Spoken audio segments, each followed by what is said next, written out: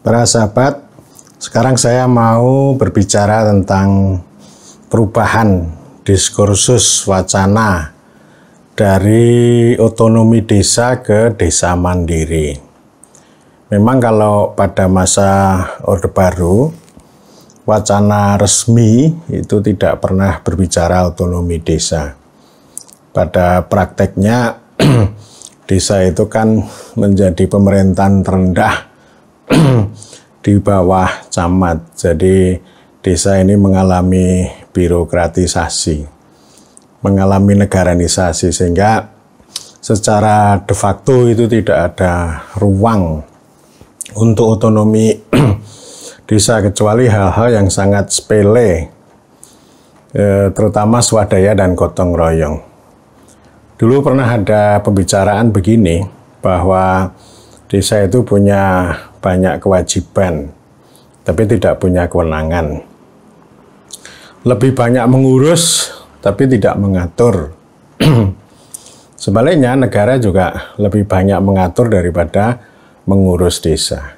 Jadi, ada sisi-sisi di mana desa itu dibiarkan, terutama yang skalanya sangat lokal, yang tidak punya implikasi terhadap kewenangan yang besar. Ada dua wacana yang mengemuka pada masa itu, yaitu pertama ketahanan, ya, ketahanan sosial desa. Ini karena semacam trauma terhadap masa lalu, ya, periode sebelumnya di mana desa itu selalu rentan menjadi arena konflik, bahkan konflik politik pada masa sebelumnya. Sehingga ini ketahanan desa pada waktu itu sebagai sebuah upaya untuk memulihkan kondisi desa yang tadinya lebih konfliktual itu menjadi lebih adem ayem, harmoni, dan seterusnya. Sehingga kemudian kegiatan-kegiatan partisipasi pembangunan, termasuk organ-organ yang sangat korporatis, entah itu RT, PKK, Desa Wisma, Karang Taruna, itu betul-betul digiatkan menjadi bagian dalam upaya untuk menjaga ketahanan sosial desa itu.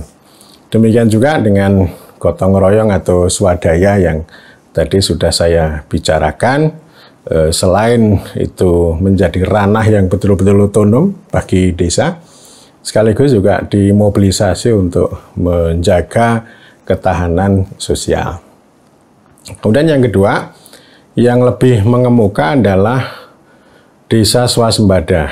Ya, ini desa yang mampu memenuhi kebutuhan sendiri, dan ini masuk dalam ranah pembangunan desa. Kalau yang pertama itu soal bagaimana pemerintahan desa itu administrasinya diperbaiki, tetapi otonominya itu diprotoli, dipredeli.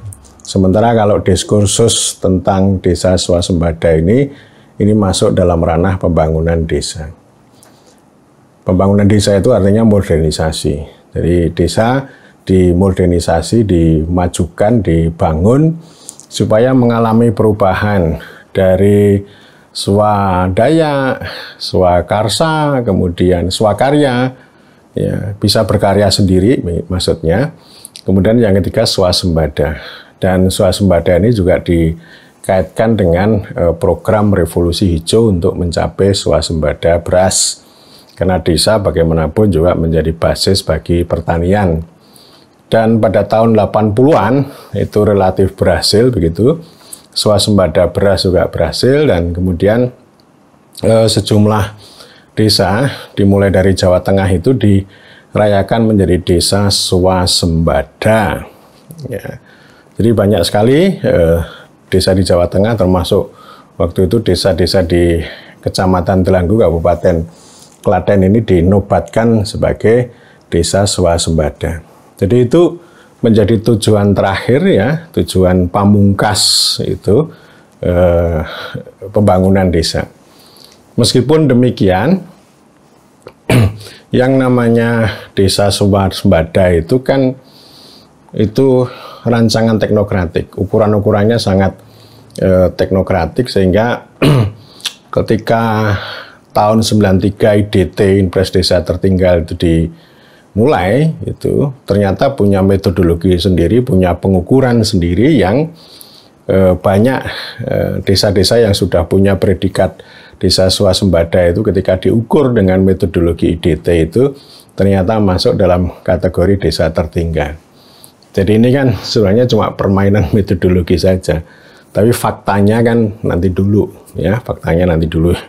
Ini kan bisa diuji, dan dulu ya, Kiai Ahmad Mukawam itu juga menyaksikan ada sebuah desa di Jawa Tengah ini, desa juara nasional, tapi ketika dilihat ya gitu-gitu saja gitu. Dinamikanya ya tidak seperti yang dikonstruksi pada ukuran-ukuran teknokratik, baik itu dalam kerangka pembangunan desa maupun lomba desa. Ya, itu pada masa Orde Baru. Dan kemudian pada sisi lain itu wacana akademik ya, itu tentang otonomi desa sebenarnya sangat kuat. Meskipun gerakan itu nggak begitu kuat, karena kalau gerakan dulu itu lebih banyak pada gerakan buruh petani ya, berbasis kelas begitu. Tetapi kalau gerakan yang orientasinya untuk memperkuat desa pada waktu itu tidak muncul. Lebih banyak dulu kegiatan-kegiatan yang sifatnya masuk ke desa itu masuk dalam kerangka developmentalisme. Jadi pembangunan desa itu yang dorong, diperkuat, terutama misalnya intervensi teknologi tepat guna, kemudian revolusi hijau, bagaimana mempersiapkan, membantu, memberdayakan desa itu dalam kerangka untuk itu tadi, untuk desa swasembada. Di dalam dunia akademik itu juga muncul sebenarnya diskusi mengenai karya-karya mengenai otonomi desa. Dulu ada Profesor Albert Wijaya yang menulis tentang otonomi desa. Ini otonomi yang agak romantis, yang bulat, yang utuh, yang asli, bawaan, jadi bukan pemberian. Dan pada waktu itu kita memperoleh pemahaman bahwa otonomi desa itu otonomi yang asli, sementara otonomi daerah itu otonomi pemberian. Ya. Jadi ini sebenarnya ya bisa dibilang romantis, tetapi sebenarnya kata asli itu sebenarnya bisa juga dimaknai sebagai representasi. Bagaimana kita menghadirkan gagasan-gagasan yang sifatnya asli, lokal itu untuk dihadirkan. Sama seperti misalnya gagasan Republik Desa itu dihadirkan dalam kerangka supaya Jakarta itu atau pemerintah pusat itu atau birokrasi itu tidak terlalu campur tangan terlalu banyak. Jadi maknanya di situ, tapi faktanya tidak ada. Faktanya tidak ada, sehingga diskusi tentang otonomi desa itu lebih bersifat romantis, kedua lebih bersifat normatif begitu. Kemudian yang ketiga ya ini mengandung advokasi. Sebagaimana disampaikan berkali-kali oleh mendiang Profesor Selo Soemardjan. Tahun 92 beliau menulis, tahun 2000 beliau menulis gitu.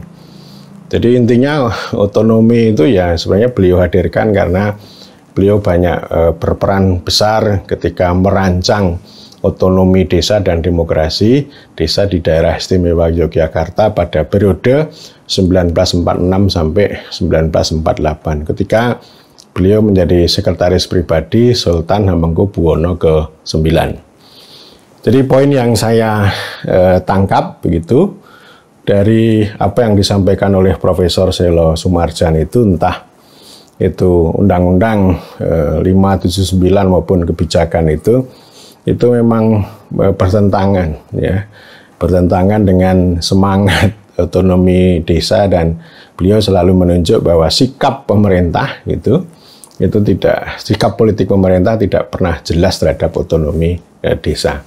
Jadi artinya ya otonomi itu hanya menjadi pembicaraan, menjadi wacana secara akademik di dunia ilmuwan sosial ya, terutama yang peduli desa. Kalau pada umumnya kan para ilmuwan itu lebih menyukai pembangunan desa daripada otonomi desa. Ya, jadi Otonomi desa ini sangat minor begitu. Tetapi masuk pada tahun 99 ada reformasi, dua kata kunci itu sangat menguat, yaitu otonomi desa dan demokrasi.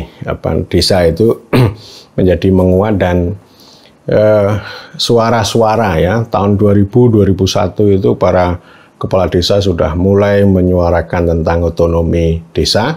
Mereka menuntut 2 poin gitu ya, menuntut kewenangan yang lebih besar, lebih jelas, dan yang kedua adalah distribusi uang kepada desa, karena selama ini ya mereka itu lebih banyak menerima air mata daripada mata air begitu, lebih banyak menerima kewajiban daripada kewenangan.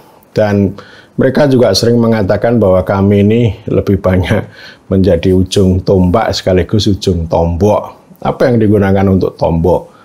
Ya kalau di Jawa ya tanah bengkok mereka atau tanah desa itu digunakan untuk mendukung swadaya dan gotong royong. Karena pada waktu itu menjadi ukuran kalau swadaya gotong royongnya lebih tinggi daripada bantuan dari atas itu dianggap pembangunan desa itu berhasil. Dan pada waktu itu ada manipulasi, yang namanya gotong royong dalam bentuk tenaga itu juga diuangkan. Padahal gotong royong itu kan sebenarnya modal sosialnya orang desa, tetapi diadministrasikan menjadi sumber-sumber pendapatan asli desa. Jadi itu ngawur banget pada waktu itu. Kemudian rekan Yande Zakaria juga menyoroti, dan buku yang beliau tulis Abih Tandeh tahun 2000 itu betul-betul memberikan referensi gitu, memberikan inspirasi bagi kami para pegiat desa itu untuk terus-menerus membicarakan tentang otonomi desa. Beliau juga menyampaikan bahwa gerakan otonomi desa semakin menguat, tetapi justru melemah pada konstitusi, karena konstitusi amandemen itu tidak ada kata desa. Yang ada hanya kesatuan masyarakat hukum adat, dan itu ditafsirkan secara liar. Ada yang menafsirkan bahwa kesatuan masyarakat hukum adat itu bukan desa itu. Tetapi ada sisi yang lain yang mengatakan bahwa ya desa atau nama lain itu, ya entah desa atau kampung atau nagari atau negeri atau lembang dan sebagainya itulah yang disebut dengan kesatuan masyarakat hukum adat. Dan ini debat ini ya terus menerus sampai sekarang, meskipun sudah ada undang-undang desa, masih banyak orang mengatakan bahwa desa sekarang itu bentukan kolonial dan pembentukan pemerintah Orde Baru. Ini bukan kesatuan masyarakat hukum adat. Ya, saya ingin mengatakan ya desa itu dari dulu ya sudah ada, tetapi setiap rezim itu kan selalu melakukan konstruksi, mencapik-capik itu, sehingga lalu yang asli itu ya mengalami ya hilang, tetapi sebenarnya ya spiritnya masih tetap ada, tradisinya masih ada. Tapi yang tampak di permukaan kan selalu konstruksi yang dibuat oleh rezim yang sedang berkuasa. Jadi kami terus setelah itu kami terus membuka diskusi tentang otonomi desa, dan otonomi desa akan selalu berkaitan dengan kedudukan desa maupun kewenangan desa. Tetapi pada sisi lain saya mulai mengikuti diskusi yang lebih luas. Misalnya pada tahun 2004 itu ada mendiang ya, sekarang sudah almarhum, itu Dr. Ibnu Tricahyo dari Doktor Tata Negara ya, Hukum Tata Negara dari Universitas Brawijaya. Jadi beliau bilang bahwa tidak ada otonomi desa itu, dalam hukum tata negara tidak ada otonomi desa itu. Jadi otonomi itu merupakan sebuah asas itu untuk daerah yang kemudian dikonseptualisasi menjadi desentralisasi. Jadi desentralisasi itu tidak untuk desa, tapi untuk daerah. Otonomi itu sama dengan desentralisasi dan itu untuk daerah gitu. Tapi beliau juga mengingatkan bahwa meskipun desentralisasi dan otonomi itu berhenti di daerah, tapi bukan berarti bahwa desa itu sisanya sisa dari daerah. Kan ada juga orang yang mengatakan bahwa desentralisasi, otonomi itu berhenti di daerah itu, kemudian desa itu menjadi ranahnya pemerintah daerah. Jadi diatur sedemikian rupa oleh daerah, bahkan secara administratif lalu muncul itu pengaturan mengenai penyerahan ya, penyerahan sebagian kewenangan dari daerah ke desa. Nah, orang lain lagi seperti para profesor, termasuk Profesor Sadu, Profesor Benyamin Husin itu mengatakan bahwa desentralisasi itu kalau berhenti di daerah ya daerah. Jadi daerah yang menerima desentralisasi itu tidak lagi melimpahkan itu kepada unit yang lebih bawah lagi. Dalam hal ini adalah desa. Jadi debatnya itu luar biasa, dan nggak jelas. Lalu sahabat Jando Yakarya yang kemudian terus-menerus berbicara tentang rekognisi yang sungguh berbeda dengan desentralisasi. Dan kemudian pada tahun 2007 saya memasukkan kosakata subsidiaritas. Jadi subsidiaritas ini ya diperdebatkan. Kalau orang-orang yang menekuni desentralisasi itu asas apa itu?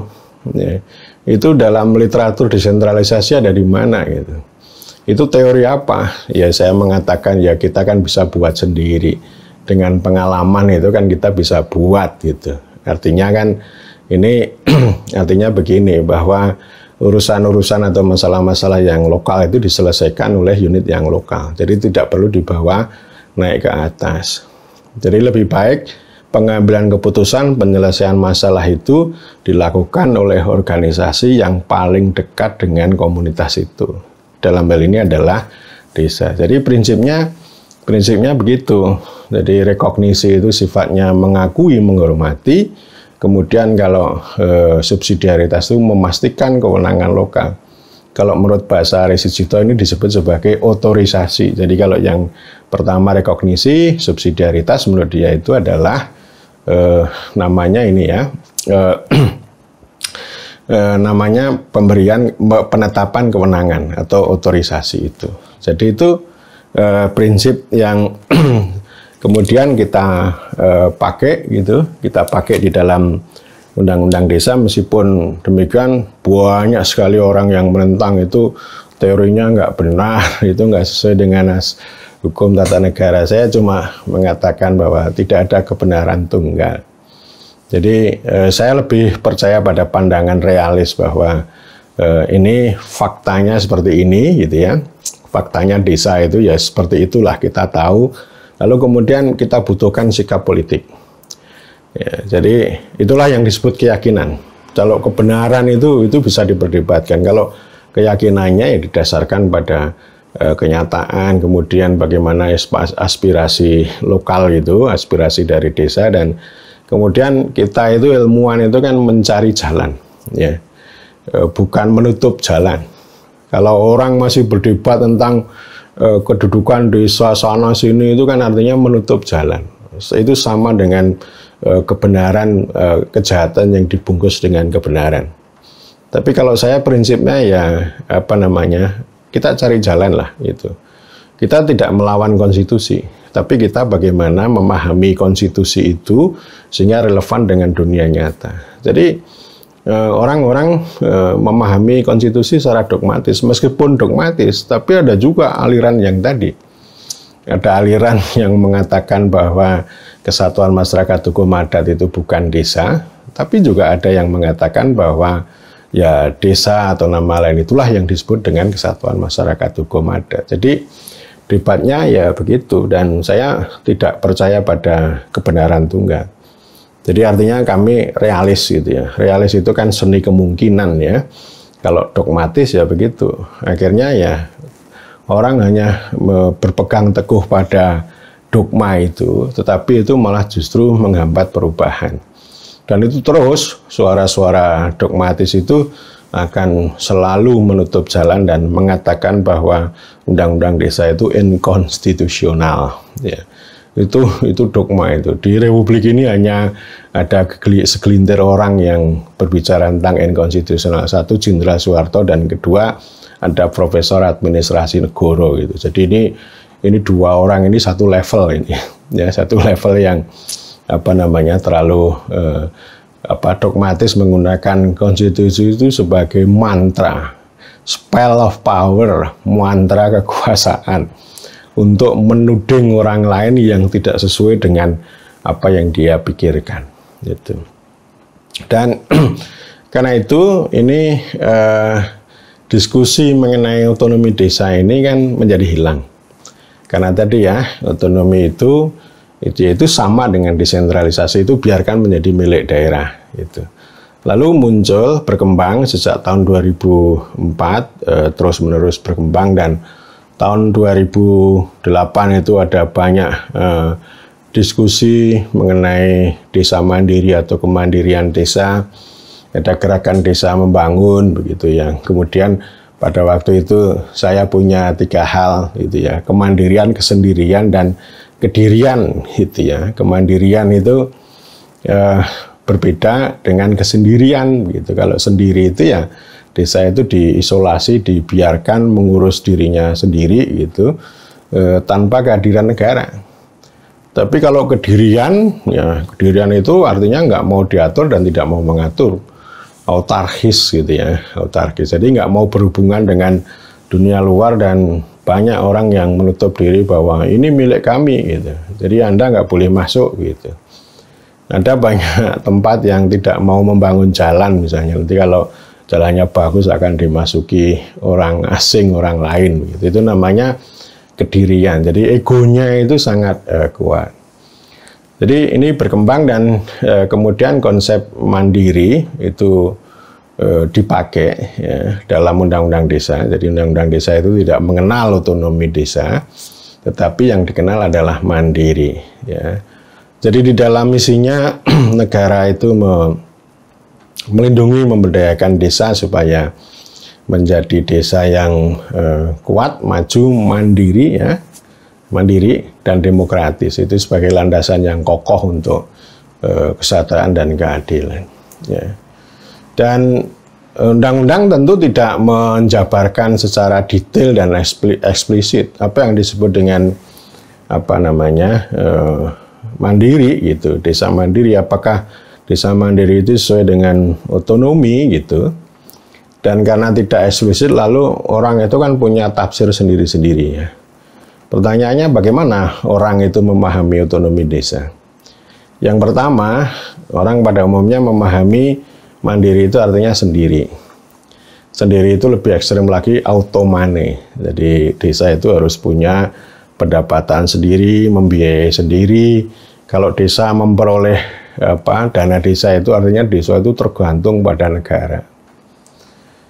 Bahkan sekarang itu ada banyak daerah, banyak desa yang itu menghindari untuk menetapkan, untuk melabeli desa-desa yang dengan indeks itu sebenarnya sudah memenuhi syarat, tapi nggak mau melabeli desa mandiri.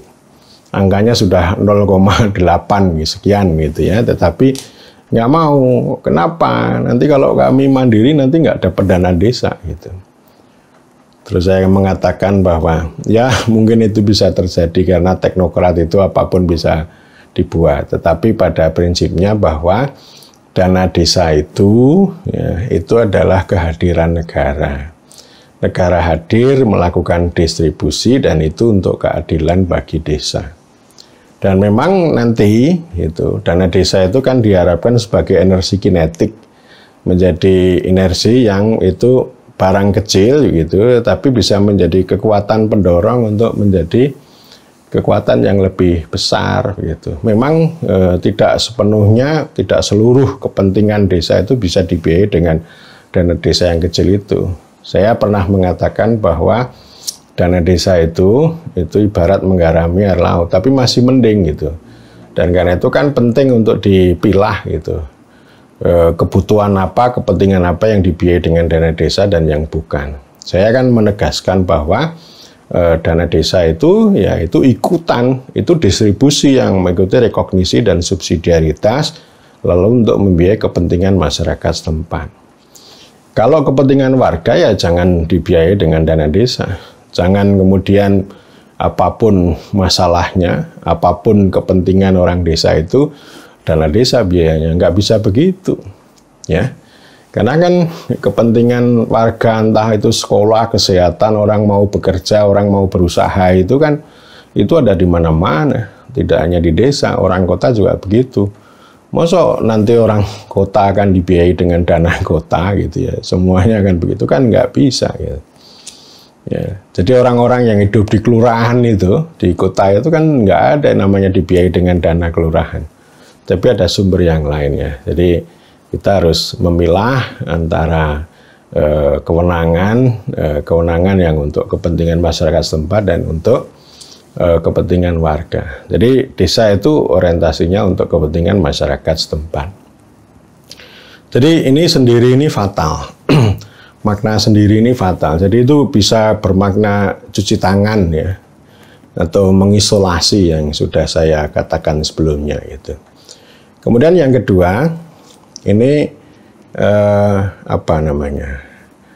Desa mandiri ini dimaknai secara teknokratik, diukur sedemikian rupa, ada indikatornya secara teknokratik, ya, lalu dibikin indeks, dan desa mandiri ini menjadi tujuan terakhir, ya, tujuan terakhir itu ya. Jadi misalnya ada tertinggal, kemudian apa sangat tertinggal, berkembang, maju, mandiri gitu ya. Jadi 5, atau misalnya ya tertinggal lalu berkembang sama mandiri. Jadi mandiri itu sebagai tujuan terakhir. Ini kayak waktu zaman Orde Baru itu yang ini ya, yang swasembada.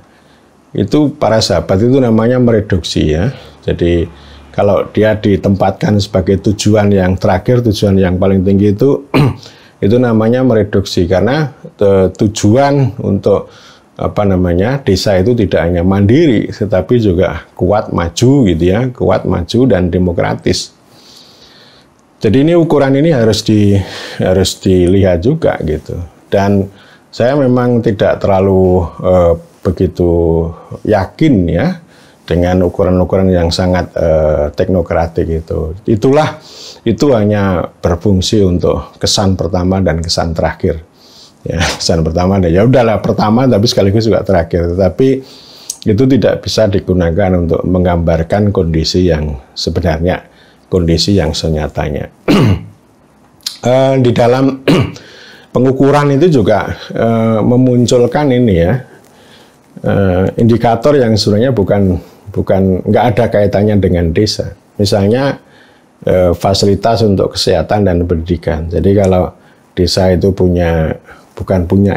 ada ya, di wilayah desa itu ada fasilitas publik yang lebih baik untuk kesehatan dan pendidikan, itu namanya desa itu menjadi lebih baik, menjadi lebih mandiri. Padahal saya mau mengatakan bahwa kalau desa ada puskesmas, ada pustu begitu, kemudian ada SD dan sebagainya, itu nggak bisa digunakan untuk mengukur kemajuan desa, bukan.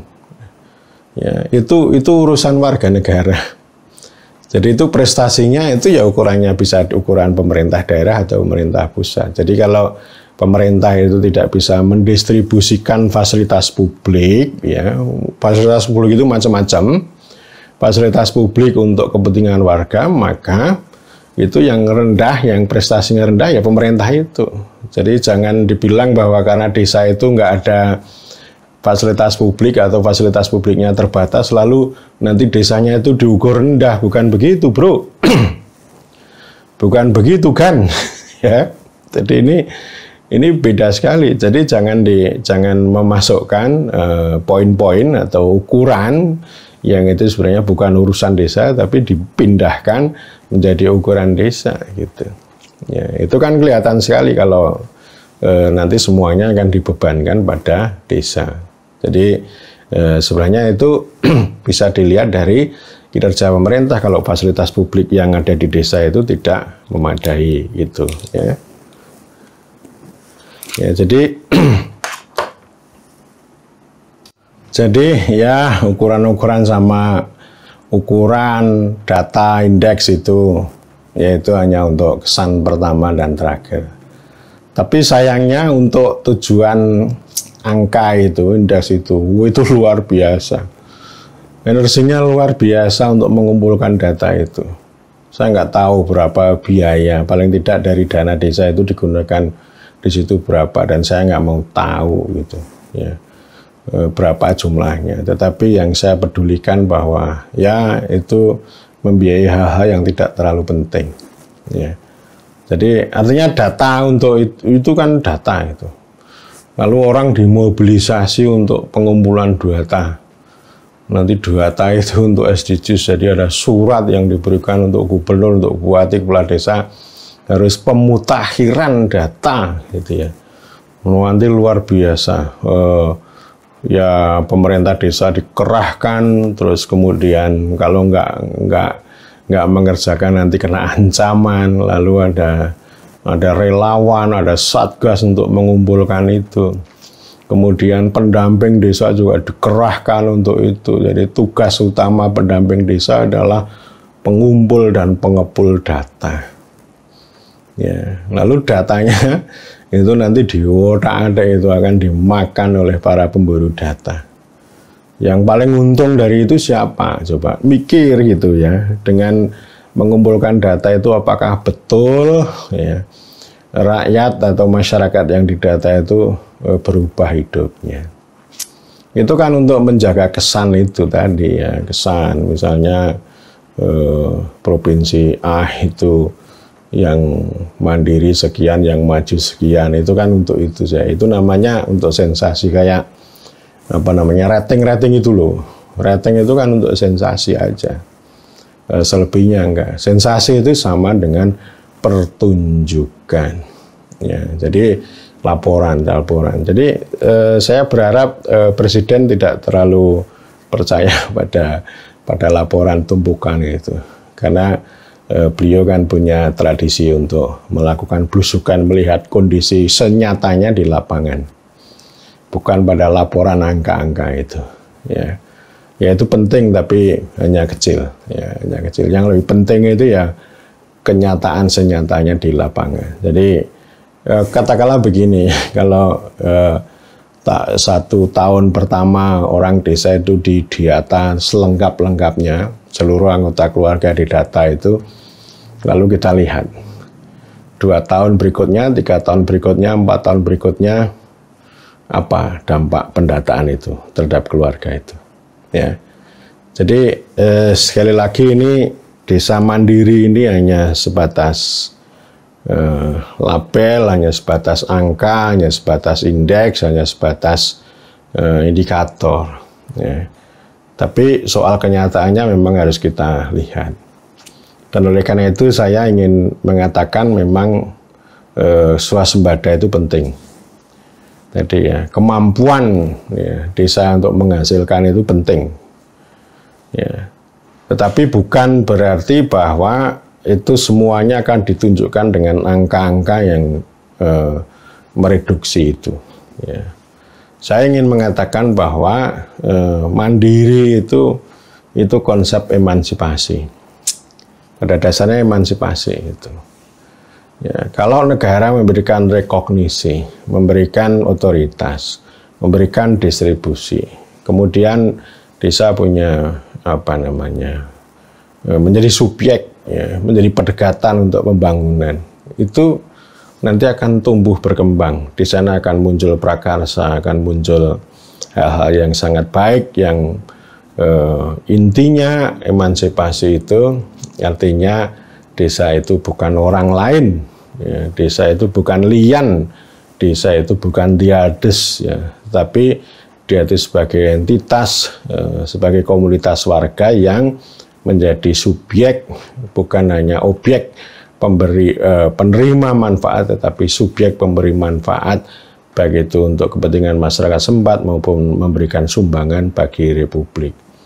Jadi kata kuncinya mandiri itu emansipasi, ya, emansipasi. Jadi bukan isolasi atau bukan eksploitasi, bukan dieksploitasi untuk mengejar target, mengejar data, bukan. Tapi emansipasi dengan otoritasnya, dengan kepentingan masyarakat setempat itu, lalu ada dialektika pemerintahan dan pembangunan sehingga prinsip-prinsip emansipasi termasuk prakarsa dan seterusnya itu bisa muncul gitu ya. Ini emansipasi. Emansipasi juga bisa kita urai secara politik. Ini berdaulat secara politik.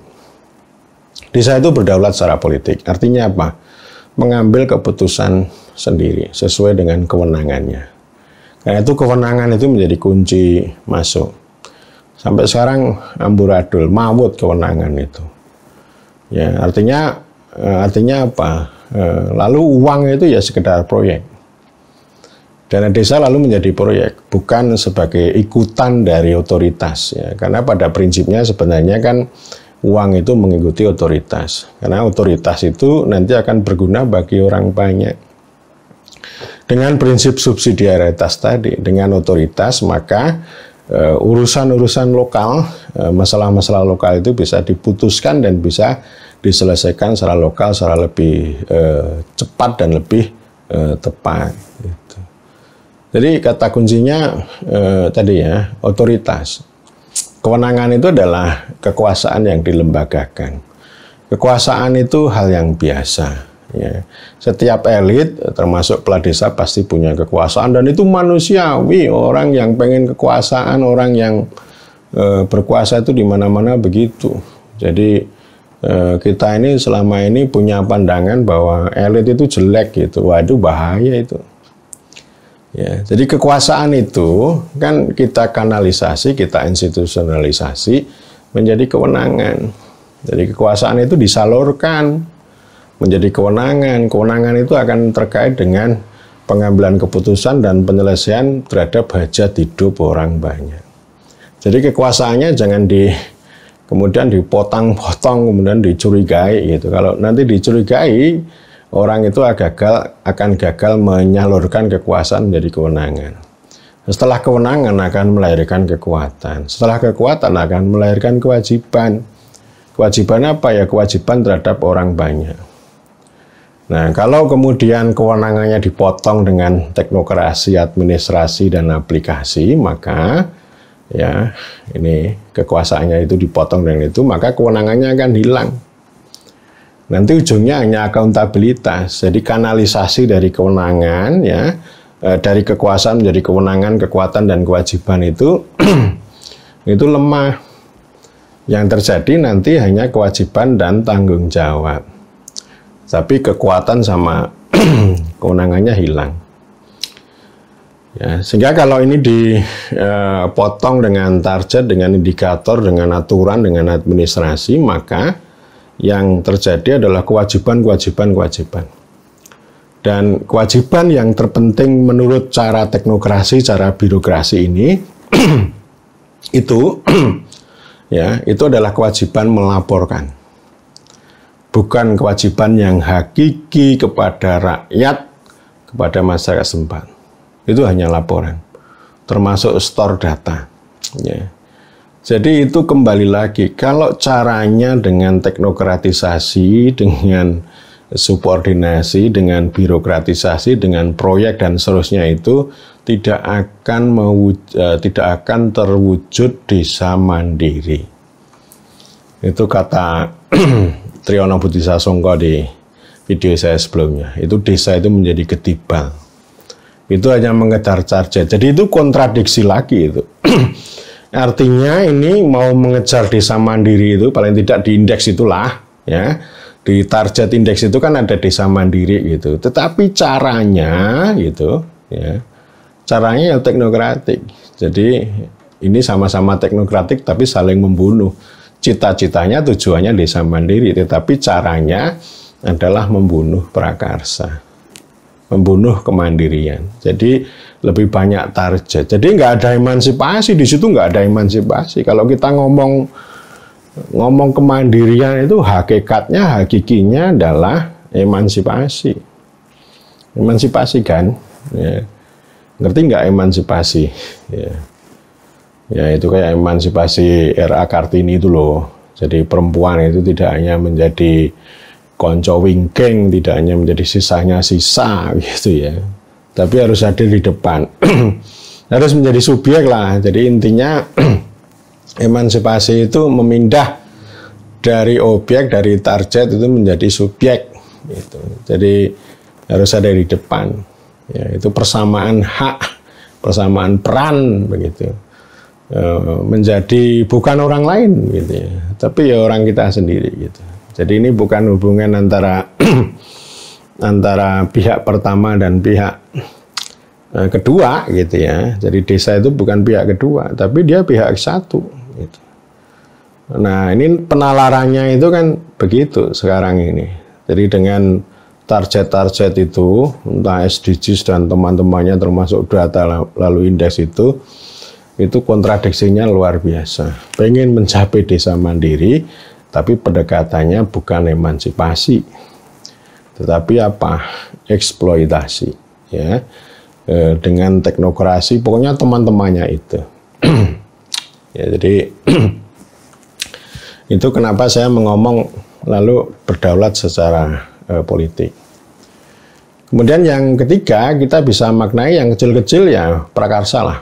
Ya, prakarsa. Jadi gagasannya itu apa? Prakarsa desa itu nomor 1 itu. Itu kata kunci yang banyak ada di dalam undang-undang desa.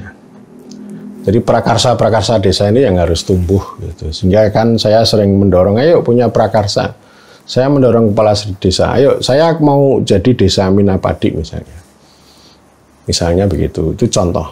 Ya, jadi artinya ketika ini berelasi dengan supradesa, termasuk dengan camat, saya sudah bicara juga. Jadi kepala desa ini harus didorong, harus diberikan kepercayaan, punya prakarsa, punya gagasan.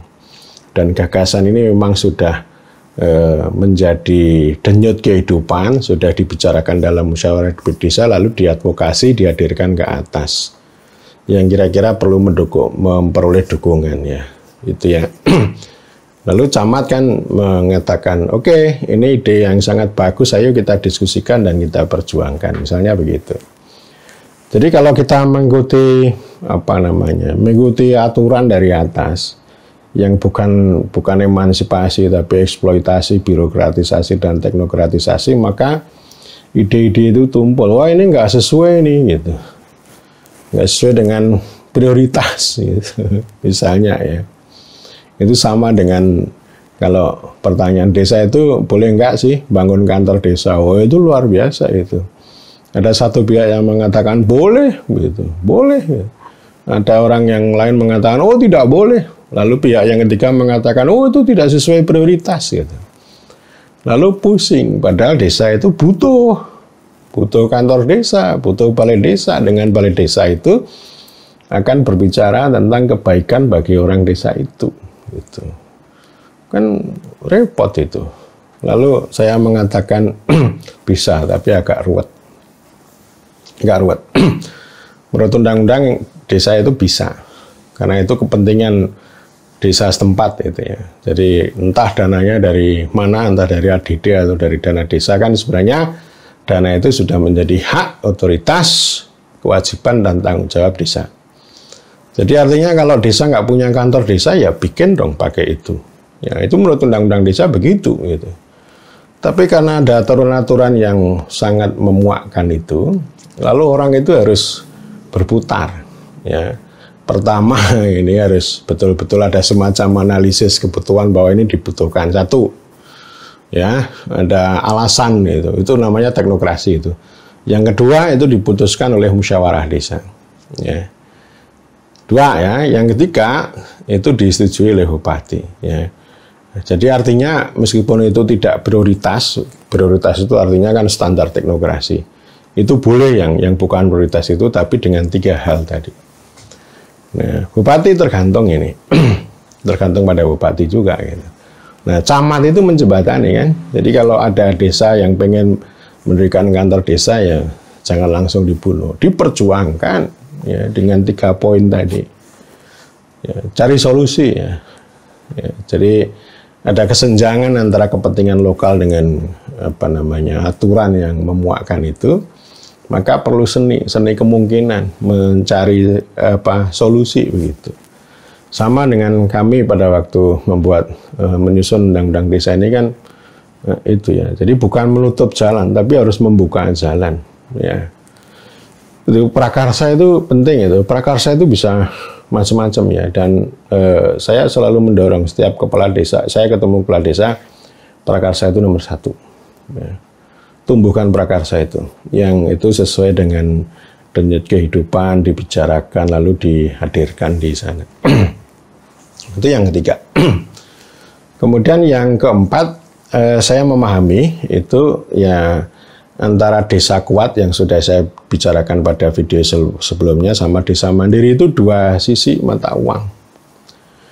Dilihat dari perspektif pemerintahan itu ada governabilitas, ya. Ada governabilitas itu ya artinya desa itu punya otoritas dan punya kapasitas. Sekaligus juga punya legitimasi di hadapan orang desa. Dan sebaliknya orang-orang desa itu juga istilahnya governable gitu ya. Bisa dikelola, bisa diarahkan untuk tadi ya. Dan itu memang butuh cara ya. Artinya tidak semata-mata tergantung pada kepemimpinan kepala desa, tetapi pada kelembagaan pemerintahan desa.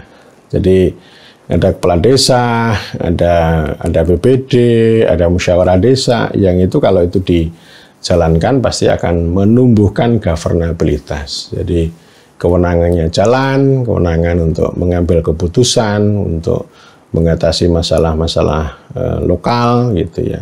Jadi ini yang penting ini soal kewenangan ini. Jadi bukan soal aplikasi. Nah, sekarang ini kan didistorsi dengan aplikasi. Jadi distorsinya banyak banget ini. Jadi yang menutup jalan itu kewenangan, menutup jalan kewenangan daulat prakarsa itu banyak banget, termasuk aplikasi. Gitu. Jadi masa membuat APB desa kok kalah sama aplikasi. Sehingga sekarang itu ya ini istilahnya curhat dari desa. Saya pernah menemani musyawarah desa itu. Pak, kita sekarang itu kalau membuat APB desa harus mengikuti aplikasi Siskudes itu. Nanti kita lihat ini rumahnya ada enggak gitu ya. Kalau enggak ada repot kami. Berarti kami ini musyawarah desa itu menyesuaikan aplikasi itu. Wah itu ini gila ini orang pintar tapi goblok gitu ya di situ ya. Jadi musyawarah desa itu kan hakikat ya. Tapi kalah sama kodifikasi, rejim kodifikasi. Itulah yang saya sebut sebagai perangkat membunuh hakikat. Jadi perangkat itu harus mengikuti hakikat. Ini soal kewenangan ini nomor 1 gitu. Dan ini memang harus diperjuangkan ya. Nah, sampai sekarang kewenangan ini absurd, mawut, ambiar, nggak jelas, nggak karu-karuan. Jadi semuanya itu akan digantikan dengan proyek, aturan, administrasi, kemudian data, aplikasi. Itu sekarang yang berkuasa terhadap desa itu. Jadi bukan prinsip-prinsip yang ada dalam azas itu, rekognisi, subsidiaritas dan seterusnya.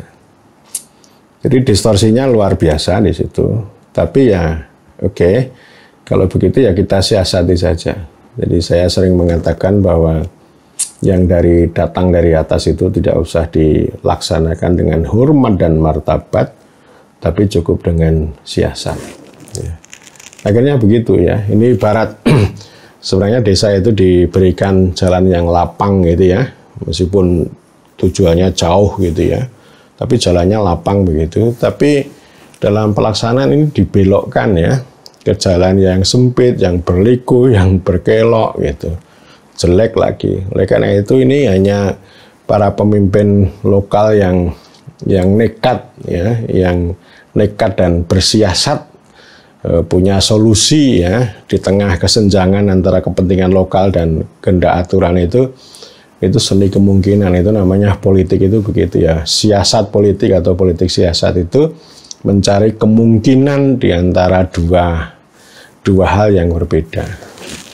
Nah, itu saya kira juga dimensi lain dari daulat politik. Desa berdaulat secara politik itu artinya ya siasat politik itu. Karena serbuan baik aturan maupun aplikasi yang bodoh itu, yang dungu itu ya. Jadi ya akhirnya begitu. Ya, jadi ini diskusi yang saya kira terus-menerus harus kita advokasi. Ya, dan saya berharap kalau para kepala desa tidak berani melawan secara kolektif, gitu ya, dan itu memang sebenarnya harus dilawan. Ya, itu yang bisa kita lakukan, siasat politik, mencari seni kemungkinan di tengah kesulitan itu. Saya kira demikian.